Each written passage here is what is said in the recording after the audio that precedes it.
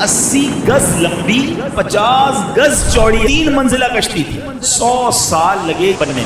طوفان نوح آیا, مسلسل بارش, دنیا میں کچھ بھی نہیں بچا تھا. 40 گز اونچے پہاڑ بھی اس میں ڈوب گئے. اللہ کی طرف سے حکم دیا گیا کہ اے نوح اب کشتی تیار کریں. کمال یہ تھا کہ حضرت نوح علیہ السلام اس ملک میں تھے کہ جہاں لینڈ لاک کنٹری تھی, کوئی سمندر ہی نہیں تھا, اور آپ کشتی بنا رہے ہیں. اب لوگ روز گزرتے آپ کا مذاق اڑاتے کہ پہلے تو تم کہتے تھے اللہ کے نبی ہو, پہلے کہتے تھے کہ اللہ وحدہ لا شریک کی طرف بلانا ہے, اب تو معاذ اللہ تم کارپینٹر بن گئے ہو, کشتی بنانے لگ گئے ہو. مذاق ہو, کشتی کا کرو گے کیا جب ہمارے ملک میں پانی ہی نہیں ہے؟ مگر آپ کو رب کی طرف سے حکم تھا.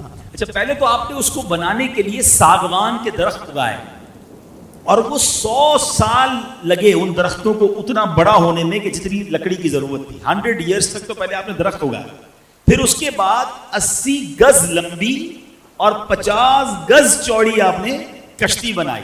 اچھا کشتی بھی ایک درجہ نہیں تھا, یعنی ایک فلور کی نہیں تھی, وہ 3 منزلہ کشتی تھی. آپ نے اس کے 3 درجے بنائے, کیونکہ نچلے طبقے میں پرندے اور حشرات الارض کیڑے مکوڑے جو ہوتے ہیں, درمیانی طبقے میں یعنی فرسٹ فلور پر چوپائے, اور پھر اوپر سیکنڈ فلور پر مومنین, اور خود حضرت نوح علیہ السلام نے اپنے لیے اور مومنین کے لیے جگہ بنائی. یعنی 3 فلور کی یہ کشتی تیار کی گئی. 100 سال لگے یہ تاریخی کشتی کو بننے میں. اس تنور سے جب پانی نکلے نا تو آپ سمجھ جانا کہ اب طوفان آنے والا ہے. دس از انڈیکیشن, اور یہ قرآن میں موجود ہے.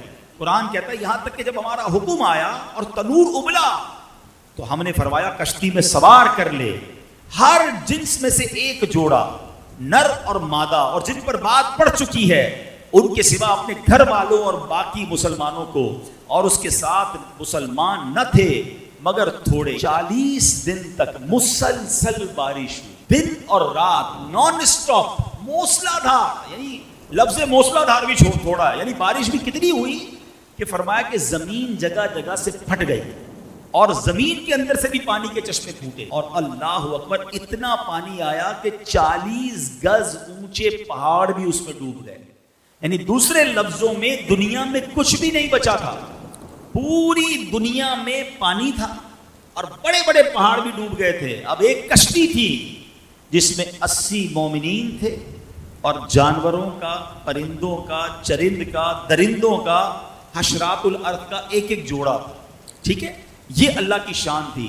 اب آئیے, جب طوفان آ گیا اور آپ نے سب لوگوں کو سوار کیا, تو اب آپ کی ایک بیوی تھی وائلہ جو کافرہ تھی, اور آپ کا ایک لڑکا تھا جس کا نام کنعان تھا. یہ دونوں کشتی میں سوار نہیں ہوئے, اور یہ دونوں طوفان میں غرق ہو گئے. طوفان آ گیا, ساری دنیا غرق ہو گئی.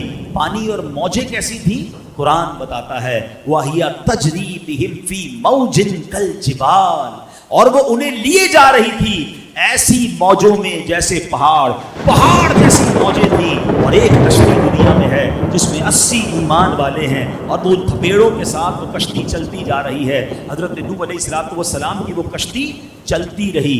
آپ کو پتہ ہے کتنے دن؟ 6 مہینے تک یہ کشتی اسی طرح پانی میں چلتی رہی. اور سنو, اس وقت جو خانہ کعبہ کی زمین تھی نا, یہ کشتی وہاں بھی پہنچی, کعبہ مشرفہ کا 7 بار اس نے چکر بھی لگایا. اب اس کے بعد یہ کشتی ایک پہاڑ پر رکی, اور یہ پہاڑ بھی جودی پہاڑ ہے. اس پر بھی علماء نے بڑی پیاری بات لکھی ہے کہ اللہ پاک نے حضرت ہر پہاڑ پر ایک وحی فرمائی. حضرت نوح علیہ السلام کی کشتی ایک پہاڑ پر ٹھہرے گی, تو پہاڑوں نے تکبر کیا, مگر جودی پہاڑ نے عاجزی اختیار کی, تو اللہ تعالیٰ نے اس پہاڑ کو یہ شرف دیا کہ حضرت نوح کی کشتی جا کر وہاں روکی. اب اللہ پاک کی طرف سے حکم دیا گیا زمین کو کہ اے زمین, جتنا پانی تجھ سے چشموں کی صورت میں نکلا ہے وہ سارا پانی تو پی لے, اور اے آسمان تو اپنی بارش بند کر دے. اب پانی گھٹنا شروع ہوا, طوفان ختم ہو گیا. اللہ کریم نے حضرت نوح علیہ السلام کو حکم دیا کہ اے نوح اب کشتی سے اتر آئیے. اب آپ اس پہاڑ پر باہر اترے, اور آپ کی فرمایا کہ اللہ تعالیٰ کی طرف سے سلامتی اور برکتیں آپ پر بھی ہیں اور ان لوگوں پر بھی ہیں جو کشتی میں آپ کے ساتھ ہیں.